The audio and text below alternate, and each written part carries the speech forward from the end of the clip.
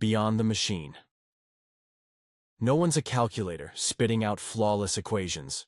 Humanity thrives in the messy, vibrant, and beautifully flawed, living souls, not cold circuits.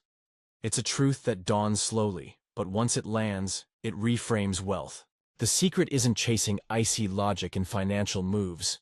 It's aiming for something warmer, something rooted, good enough, sensible over perfect. That's a mark worth hitting, a road worth walking for the long stretch, where the real game of wealth unfolds.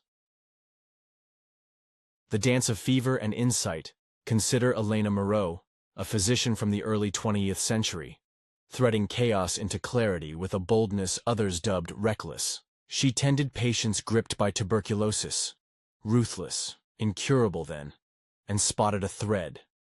Those struck by blazing fevers from other ailments often rose stronger, the disease retreating like a tide. Ancient whispers of heat-taming sickness fueled her hunch. In the 1920s, she gambled, dosing patients with mild fever-stoking bugs, scarlet fever's echo, plague's whisper, to spark their defenses. It was a razor's edge. Some fell, consumed by the cure. Refining her spark, she found a gentler flame, quenched with medicine once it burned its course. The wager bore fruit. Records showed 7 in 10 patients clawed back to life, against 4 in 10 left to chance. In 1931, a Nobel crowned her proof. A controlled blaze could heal what no pill could touch. Antibiotics later buried her method, but her echo lingers. Fever, not a foe, but a fierce ally. The Greeks knew it, weaving tales of Pyra, fever's spirit, both curse and gift, her shrines thick with pleas. Today, science agrees. A body's slight heat can slash a virus's reign by hundreds-fold. Fevers from 100 degreeing to 104 degreeing fight. Not falter, yet fear still reigns. Pills snuff them out, shunning eons of evolution's forge. Habit, not fact, drives the flinch. Pain drowns proof. Relief trumps biology. Healers mend, but they must mend bearably. Fevers nudge recovery, yet they bite. Logic lauds the burn. Humanity craves its end. That's the lens for money. Not textbook perfection, but what fits life's pulse. The hard-over-the-chart finance often chases peak returns. Numbers without soul. But real wealth seeks plans that ease the midnight mind, not just the ledger. Victor Langston, a Nobel mind mapping risk and reward, once shared a glimpse from the 60s, splitting his stakes half on steady ground, half on wild waves. It wasn't pure math. It dodged the sting of regret. A rational eye scans stats. A sensible one weighs family glances, rival smirks, quiet doubts. Investing's a stage, not a grid. That's no flaw. It's human. No one lives by playbook alone, not even a genius. Adaptation trumps rigidity. Peace, not precision, guides the hand. Sometimes paper truths falter in life's glare.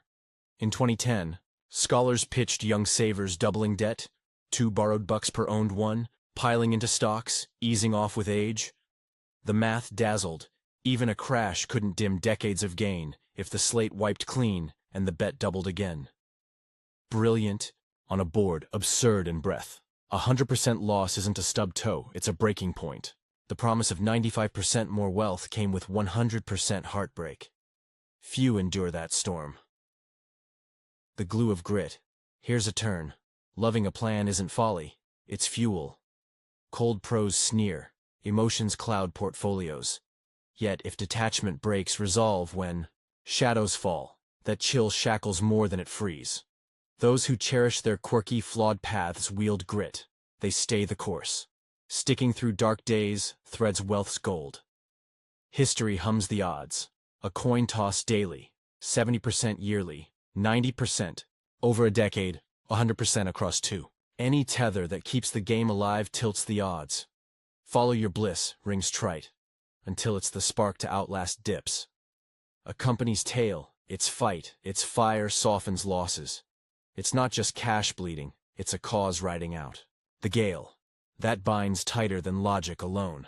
Sensible often outshines sterile. Hoarding homeland stocks defies the globe's spread. Irrational, yet trust in the familiar eases the leap. Day trading rarely wins, but a dabble scratches an itch without cracking the core.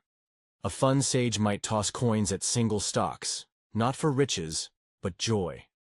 It's a sandbox, comes the grin. Fair enough. The beauty of the Ben forecasts. Falter, yet dreaming tomorrow's market feels innate.